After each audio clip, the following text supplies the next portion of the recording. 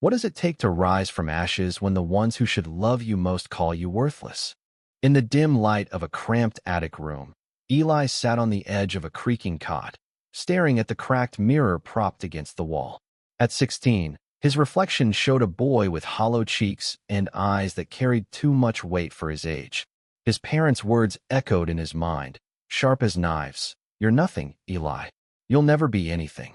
They'd said it after he failed another math test, after he spilled paint on the garage floor, after he dared to dream of a life beyond their small, bitter world. Each syllable was a hammer, pounding his spirit into something small, something forgettable. But in that attic, with the cold seeping through the walls, a spark flickered in Eli's chest, a refusal to believe them. His parents, Clara and Tom, were prisoners of their own failures. Clara, once a singer with dreams of stages, now drowned her regrets in cheap wine. Tom, a mechanic whose hands had lost their steadiness, lashed out at the world, with Eli as his favorite target. They lived in a sagging house on the edge of a dying town, where hope seemed to rust alongside the abandoned factories. Eli was their scapegoat, the living proof of their disappointments. "You're a burden," Clara would slur. "A waste," Tom would growl.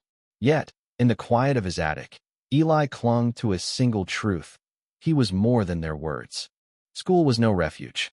Bullies sensed his vulnerability, and teachers overlooked his potential, seeing only a boy from a broken home.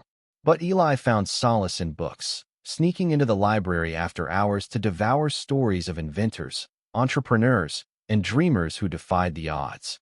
He sketched ideas in a tattered notebook, designs for machines, apps, anything that could change the world. Each line was a rebellion, a promise to himself that he'd prove them wrong. One night, under the flicker of a stolen candle, he whispered, "I'll build something so big, they'll beg to be part of it." At 18, Eli left. With $200 from odd jobs and a backpack of clothes, he boarded a bus to a city that pulsed with possibility. The first years were brutal. He slept in shelters, worked dead-end jobs, and taught himself to code on library computers. Hunger gnawed at his stomach, but the memory of his parents' scorn fueled him. He enrolled in a community college, earning a scholarship through sheer grit. His professors noticed his fire, his ability to turn ideas into reality. By 22, Eli had created a prototype for a renewable energy device, a small, affordable generator that could power homes in underserved areas. It was a seed planted in defiance. The world began to notice. A startup took a chance on Eli, and his invention caught fire. Investors called, contracts piled up, and by 25, Eli was running his own company.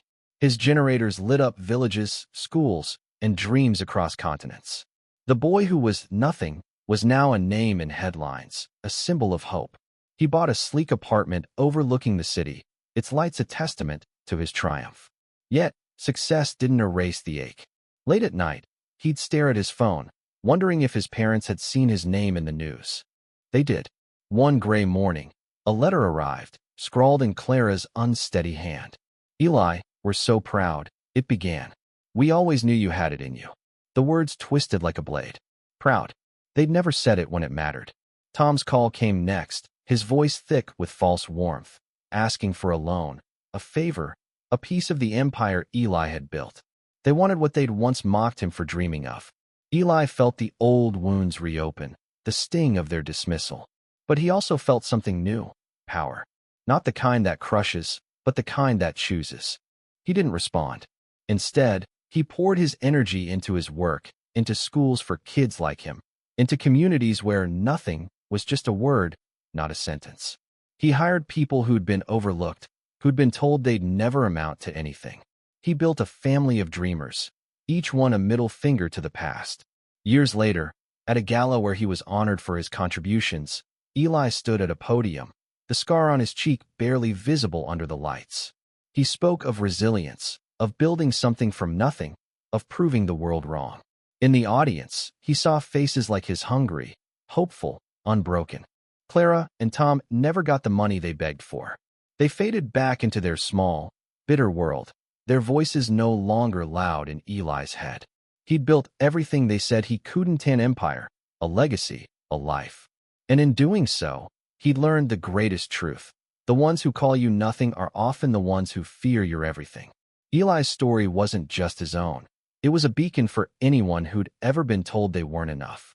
He'd turned pain into power, and in the glow of his city, he was finally free.